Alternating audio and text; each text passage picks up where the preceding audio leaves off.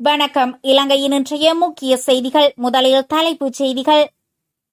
இலங்கை நாடாளுமன்றத்தில் ஒலித்த பாலச்சந்திரன் படுகொலைக்கான நீதி கோரல். பேரவலத்தின் பின்னணியில் வெளிவந்த கோட்டபாயவின் முக்கிய அறிவிப்பு. ஒரே நாளில் சுரேசலவிடம் ஏற்பட்ட மாற்றம். விடுதலை புலிகள் அமைப்பின் பணத்தை இலக்கு வைத்த ராஜபக்சர்கள். பொன்சேகா வெளிப்படை. யுத்தத்தால் அநீதி இழைக்கப்பட்டவர்களுக்கு தீர்வு கிடைக்கும். அனுர தரப்பு தெரிவிப்பு. தங்கத்தின் விலையில் ஒரே நாளில் ஏற்பட்ட சடுதியான மாற்றம். இந்த அறிகுறிகள் தென்படுபவர்கள் தாமதிக்க வேண்டாம். விடுக்கப்பட்டுள்ள எச்சரிக்கை. போலி நாணயத்தாள்கள் தொடர்பில் இலங்கை மக்களுக்கு விடுக்கப்பட்டுள்ள அவசர எச்சரிக்கை. கூர்மையான ஆயுதத்தால் தாக்கப்பட்டு கொடூரமாக பெண் கொலை. போலீசார் தீவிர விசாரணை. இலங்கையில் ஏற்படவுள்ள கடுமையான அபாயம். கடல் நீரை பயன்படுத்த வேண்டிய நிலை ஏற்படலாம் என எச்சரிக்கை. காங்கேசன் துறை முதல் கல்பெட்டி வரையான கடற்பிராந்தியங்களுக்கு சிவப்பு எச்சரிக்கை. இனி விரிவான செய்திகள். விரிவான செய்திகளுக்குள் செல்வதற்கு முன்னர் உடனுக்குடன் செய்திகளை தெரிந்து கொள்ள எமது சேனலை சப்ஸ்கிரைப் செய்யுங்கள். இலங்கை நாடாளுமன்றத்தில் ஒலித்த பாலச்சந்திரன் படுகொலைக்கான நீதி கோரல். ஜேவிபி தலைவர் ஹோரண விஜயவீர கொல்லப்பட்ட போது அவரது மகன் கொல்லப்படவில்லை. சஹ்ரான் உயிரிழந்த போதும் மகள் பாதுகாப்பாக இருக்கிறார். அப்படியானால் விடுதலை புலிகள் அமைப்பின் தலைவர் பிரபாகரன் கொல்லப்பட்ட போது மட்டும் ஏன் அவரின் மகனான சிறுவன் பாலச்சந்திரன் கொல்லப்பட வேண்டும் என ஸ்ரீலங்கா முஸ்லிம் காங்கிரஸ் தலைவர் ரஹூப் ஹக்கீம் கேள்வி எழுப்பியுள்ளார். யுத்த காலத்தில் அவ்வாறு இடம்பெற்றிருந்தால் அது யுத்தமாக கருதி விசாரிக்கப்பட வேண்டும் என அவர் நாடாளுமன்ற உரையில் வலியுறுத்தினார். பிரபாகரனின் மகன் படுகொலை சேனல் 4 ஆவணப்படம் போய் கூறுகிறது. பிரிட்டனில் உள்ள இலங்கை உயர்ஸ்தானிகர் ஆலயம் நிராகரிக்கிறது என்று புதன்கிழமை வெளியான தமிழ் பத்திரிகையொன்றின் செய்தியை சபைக்கு காட்டி தனது கருத்துக்களை முன்வைத்த அவர், அதாவது சேனல் 4 ஊடகம் வெளியிடும் ஆவணப்படத்தில் பிரபாகரன் மகன் பாலச்சந்திரன் கொல்லப்பட்டமை தொடர்பான விடயங்கள் உள்ளன. பாலச்சந்திரன் தொடர்பான படங்கள் பல வெளிவந்துள்ளன. முதலில் பதுங்கு குழியில் உணவுடன் அமர்ந்திருப்பதை போன்ற படம் உள்ளதுடன் அடுத்த படத்தில் அவரது உடலில் துப்பாக்கி சன்னங்களின் ஓட்டைகள் காணப்படுகிறது. எவ்வாறான ஒரு பயங்கரவாதமாக இருந்தாலும் பயங்கரவாதியின் மகனாக இருந்தாலும் இவ்வாறு நடக்கக்கூடாது. மக்கள் விடுதலை முன்னணியின் தலைவர் ரோகண விஜயவீர கொல்லப்பட்ட போது அவரது மகன் கொல்லப்படவில்லை. அவரின் குடும்பத்திற்கு அரசாங்கம் பாதுகாப்பை வழங்கியது. ஆனால் இந்த அரசாங்கம் ஆட்சிக்கு வந்த பின்னர் தமது முன்னாள் தலைவரை மறந்துவிட்டது. அத்துடன் சஹ்ரான் உயிரிழந்த போதும் அவரது மகள் பாதுகாப்பாக இருக்கிறார். அவ்வாறென்றால் ஏன் பிரபாகரன் மகன் மட்டும் கொல்லப்பட்டார்? அவருக்கு மட்டுமே இவ்வாறு நடந்தது. இது தொடர்பில் ஏன் விசாரணை நடத்தப்படவில்லை? உண்மையில் போர்க்காலத்தில் பிரபாகரன் மகன் கொலை செய்யப்பட்டிருந்தால் அது யுத்த குற்றமாக கருதப்பட்டு விசாரிக்கப்பட வேண்டும் என அவர் குறிப்பிட்டுள்ளார். பேரவலத்தின் பின்னணியில் வெளிவந்த கோட்டபாயவின் முக்கிய அறிவிப்பு. ஒரே நாளில் சுரேசலவிடம் ஏற்பட்ட மாற்றம். கோட்டபாயவிற்கு பயணத்தடை விதிக்கும் வரைக்கும் ஆரோக்கியமாக இருந்த சுரேசலை பயணத்தடை விதித்த பின்னர் ஒரே நாளில் நோயாளியாக மாறிவிட்டார் என சபை முதல்வரும் அமைச்சருமான பிமல் ரத்நாயக்க தெரிவித்துள்ளார். குற்றப்புலனாய்வு திணைக்களத்தில் சுரேசலைவுக்கு முழுமையான சலுகைகள் வழங்கப்பட்டுள்ளன எனவும் அமைச்சர் இதன்போது சுட்டிக்காட்டினார். முன்னாள் ஜனாதிபதி கோட்டபாய ராஜபக்ச கடந்த 2019 ஆண்டிற்கு பின்னர் ஆட்சிக்கு வருவதற்கான சூழல் திட்டமிட்ட வகையில் உருவாக்கப்பட்டது. 2019 ஏப்ரல் மாதம் 21ஆம் தேதி ஈஸ்டர் குண்டு தாக்குதல் சம்பவம் இடம்பெற்று ஒரு சில தினங்களுக்கு பின்னர் தான் ஜனாதிபதி தேர்தலில் போட்டியிடப் போவதாக கோட்டபாய ராஜபக்ச அறிவித்தார். உயிர்த்த ஞாயிறு குண்டு தாக்குதலுக்கும் ராஜபக்சர்களுக்கும் இடையில் தொடர்புள்ளது என்பதை நாட்டு மக்கள் நன்கு அறிந்துள்ளனர். குண்டு தாக்குதலின் பின்னர் நாட்டின் சுற்றுலாத்துறை, சேவை மற்றும் கைத்தொழில் துறை ஆகியன முற்றாக வீழ்ச்சியடைந்தன. பொருளாதார பாதிப்பிற்கு இதுவும் ஒரு பிரதான காரணியாக இருந்தது. கத்தோலிக்க மக்கள் பாதிக்கப்பட்ட நிலையில் ஒட்டுமொத்த முஸ்லிம் மக்களும் பயங்கரவாதிகளாக அடையாளப்படுத்தப்பட்டார்கள். முஸ்லிம் சமூகத்தினருக்கு எதிராக திட்டமிட்ட வகையில் வெறுப்புகள் தோற்றுவிக்கப்பட்டன. இவ்வாறான பின்னணியில் தான் 2019ஆம் ஆண்டு ஜனாதிபதி தேர்தலில் ஆட்சி மாற்றம் ஏற்படுத்தப்பட்டது. தற்போது சுரேசலை நாடகம் அரங்கேற்றப்படுகிறது. முன்னாள் ராணுவ தளபதி சரத் பொன்சேகா சுரேசலை தொடர்பில் பல விடயங்களை வெளிப்படுத்தியுள்ளார். உயிர்த்த ஞாயிறு குண்டு தாக்குதலுக்கும் சுரேசலைவுக்கும் இடையில் தொடர்பு ஒன்று என்று தெளிவாக குறிப்பிட்டுள்ளார்.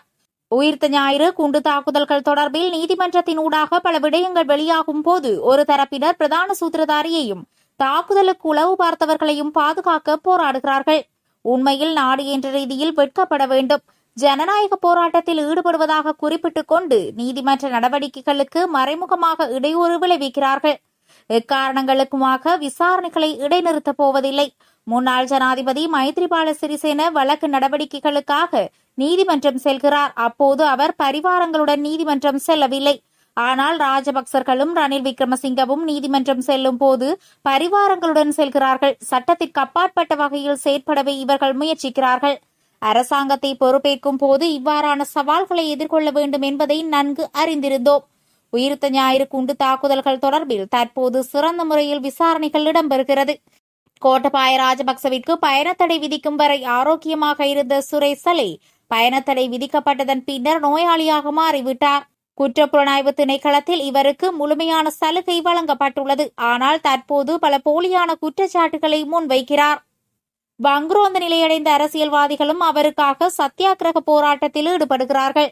நாட்டு மக்கள் இவர்களை ஒருபோதும் கவனத்தில் கொள்ளப் போவதில்லை. வெகு விரைவில் உண்மை வெளிவரும் என அவர் குறிப்பிட்டுள்ளார்.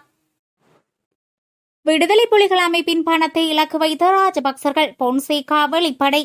தமிழீழ விடுதலை புலிகள் அமைப்பின் பணத்தை மலேசியா போன்ற நாடுகளில் வணிகங்களை தொடங்க ராஜபக்ச குடும்ப உறுப்பினர்கள் பயன்படுத்தியமை குறித்த குற்றச்சாட்டுகள் இன்னும் தொடர்கின்றன என ஃபீல்ட் மார்ஷல் சரத் பொன்சேகா சுட்டிக்காட்டியுள்ளார்.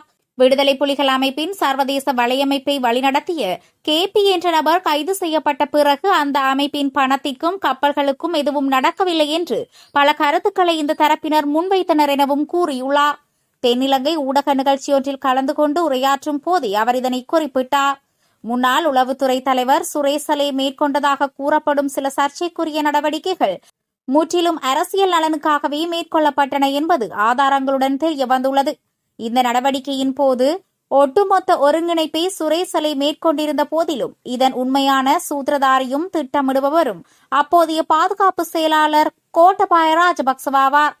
மேலும் தனது ஒப்புதலும் நேரடி அறிவும் இல்லாமல் சுரேசலை எந்தவொரு தீர்க்கமான நடவடிக்கையும் யுத்த காலத்தில் அவர் எடுக்கவில்லை. சுரேசலை என்ற அதிகாரி எந்த பொறுப்பான பதவியையும் வகிக்கவில்லை. அவர் ஓர் அலுவலகத்தின் அறிக்கைகளை தயாரிக்கும் பணியில் மட்டுமே ஈடுபட்டிருந்தார். தமிழ் மொழியை கையாளும் திறன் மற்றும் ஆங்கிலத்தில் அறிக்கைகளை எழுதும் ஆற்றல் ஆகியவற்றின் காரணமாக அவர் கொழும்பில் ஒரு ஆடம்பரமான வாழ்க்கையை வாழ்ந்தார். இதன் மூலம் அக்காலத்தில் புலனாய்வுத்துறையின் தலைவராக இருந்த ஹெண்ட விதாரணவின் கீழ் இருந்த உயர் அதிகாரிகளை அவர் மகிழ்வித்தார். தான் அவரை செயற்பாட்டு ராணுவ பதவியில் இருந்து நீக்கிய போதிலும் கோட்டபாய ராஜபக்ச பின்னர் அவரை பாதுகாப்பு அமைச்சகத்தில் உள்ள தனது தனிப்பட்ட தலைமையகத்துடன் இணைத்துக் கொண்டார். அக்காலத்தில் ராணுவ புலனாய்வுத்துறை மிகவும் பலவீனமாக இருந்ததுடன் விடுதலை புலிகள் அமைப்பின் பலம் குறித்து பாதுகாப்பு சபைக்கு தவறான தகவல்களை சமர்ப்பித்தது. புலனாய்வுத்துறை 9,000 விடுதலை புலிகள் உறுப்பினர்கள் மட்டுமே இருப்பதாக பொய்யான அறிக்கைகளை வழங்கிய போதிலும் சரத் பொன்சேகாவின் போர்க்கள ஆய்வுகளின்படி அது 30,000க்கும் அதிகமாகும் என அவர் தெரிவித்தார். கோட்டபாய ராஜபக்சவின் அரசியல் நலன்களை நிறைவேற்றுவதற்காக மட்டுமே அவர்கள் ஒரு குழுவாக செயற்பட்டனர். மக்கள் கட்சி அரசியலில் இருந்து ராஜபக்சர்களை வெளியேற்றி நாட்டின் பழைய ஊழல் அரசியல் கலாச்சாரத்தை நிராகரித்து விட்டதால் நாட்டை அளித்த மகிந்த, கோட்டபாய மற்றும் அவரது குடும்ப உறுப்பினர்கள் அனைவரும் தர்மத்தின் வேதனையான கர்ம வினைக்கு ஏற்ப தண்டனை அனுபவிக்கும் நேரம் வந்துவிட்டது என சரத் பொன்சேகா கூறியுள்ளார். யுத்தத்தால் அநீதி இழைக்கப்பட்டவர்களுக்கு தீர்வு கிடைக்கும், அனுர தரப்பு தெரிவிப்பு. நாட்டில் இரத்த ஆறு மீண்டும் ஓடாத வகையிலும் யுத்தம் காரணமாக அநீதி இழைக்கப்பட்டவர்களுக்கு தீர்வு கிடைக்கும் வகையிலான நீதியான விசாரணைகள் இடம்பெறும் என தேசிய மக்கள் சக்தியின் வன்னி மாவட்ட நாடாளுமன்ற உறுப்பினர் ஜெகதீஸ்வரன் தெரிவித்துள்ளார். இணைய பத்திரிகையொன்றின் ஆசிரியர் தலையகத்திற்கு பதிலளிக்கும் வகையிலேயே அவர் இதனை குறிப்பிட்டார்.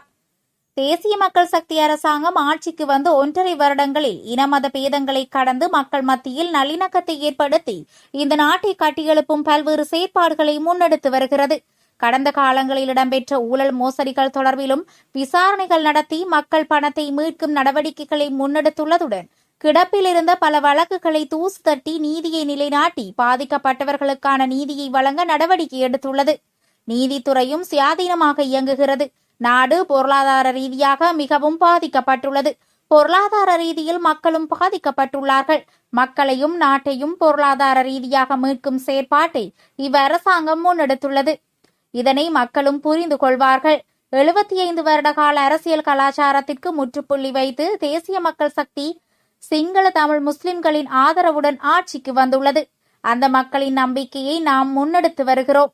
கடந்த கால அரசாங்கங்களால் முன்னெடுக்கப்படாத கிடப்பில் இருந்த உயிர்த்த ஞாயிறு தாக்குதல் விசாரணைகள் எந்தவித அழுத்தங்களுக்கும் அணிபடியாது நீதியாக இடம்பெற்று வருகிறது. அதில் ராஜபக்ச குடும்பங்களுக்கு தொடர்பு இருப்பது அம்பலமாகியுள்ளது. அதனால் அவர்கள் பீதியடைந்துள்ளார்கள் என அவர் தெரிவித்துள்ளார். தங்கத்தின் விலையில் ஒரே நாளில் ஏற்பட்ட சடுதியான மாற்றம். இலங்கையில் 22 கேரட் தங்க பவுன் ஒன்றின் விலை இன்றைய தினம் 3,40,400 ரூபாவாக பதிவாகியுள்ளது. அதன்படி இன்றைய தினம் 24 கேரட் பவுன் ஒன்றின் விலையானது 8,000 ரூபாவால் குறைந்துள்ளதாக அகில இலங்கை நகையக வியாபாரிகள் சங்கம் தெரிவித்துள்ளது. கொழும்பு செட்டியார் தெரு தகவல்களின்படி 24 கேரட் தங்க பவுன் ஒன்றின் விலை 3,70,000 ரூபாவாக காணப்படுகிறது. அதேவேளை 22 கேரட் தங்க பவுன் ஒன்றின் விலை 3,40,400 ரூபாவாக விற்பனையாகி வருவதாகவும் தகவல்கள் தெரிவிக்கின்றது.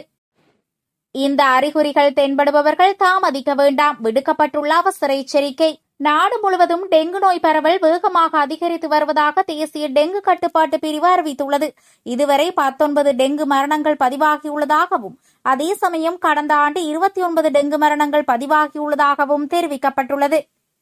கடந்த 10 நாட்களுக்குள் இலங்கையில் 5,000க்கும் மேற்பட்ட டெங்கு நோயாளர்கள் பதிவாகியுள்ளதாக தேசிய தொற்று நோய் தடுப்பு நிறுவனத்தின் சிரேஷ்ட விசேட வைத்திய நிபுணர் டாக்டர் ஆனந்த விஜயவிக்ரம எச்சரித்துள்ளார்.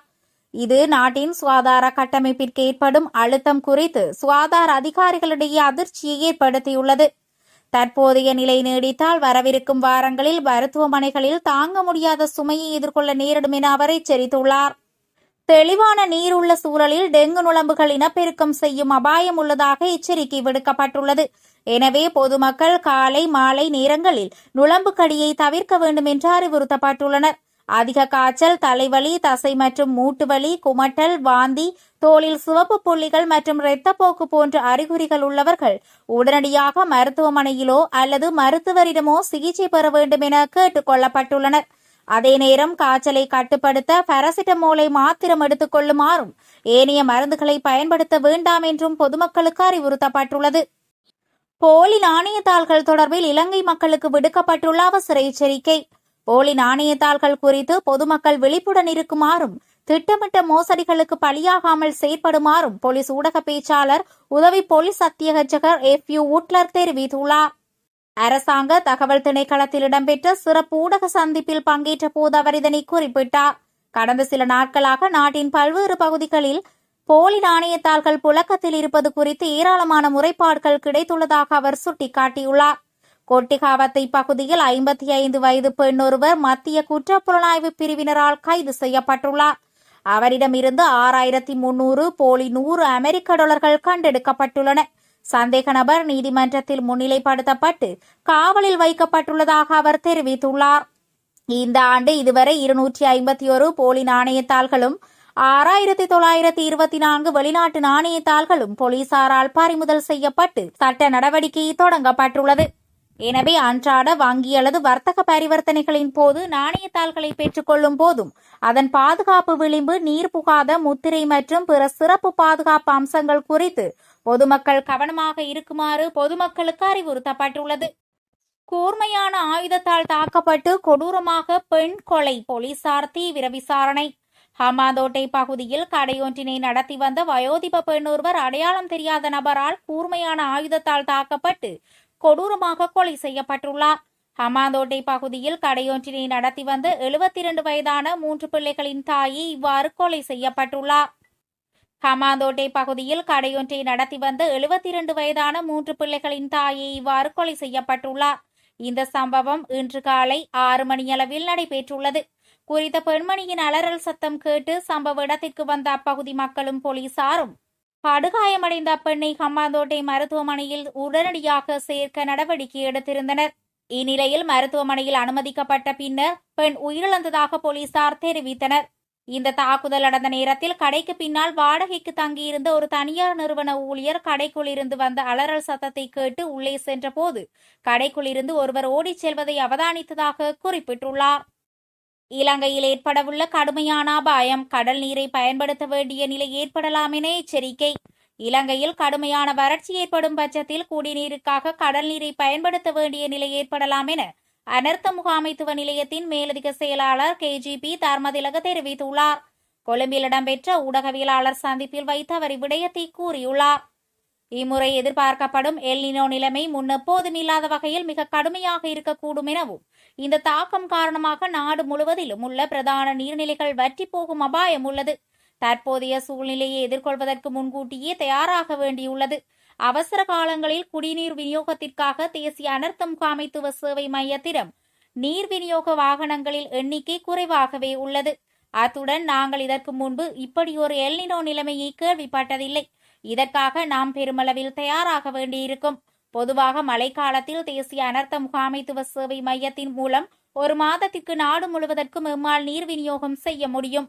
ஆனால் இந்த எல்னினோ நிலைமை ஏற்பட்டால் பெருமளவில் நீரை விநியோகிப்பதற்கு தற்போதுள்ள நீர் விநியோக வாகனங்கள் போதுமானதாக இருக்காது என அவர் தெரிவித்துள்ளார்.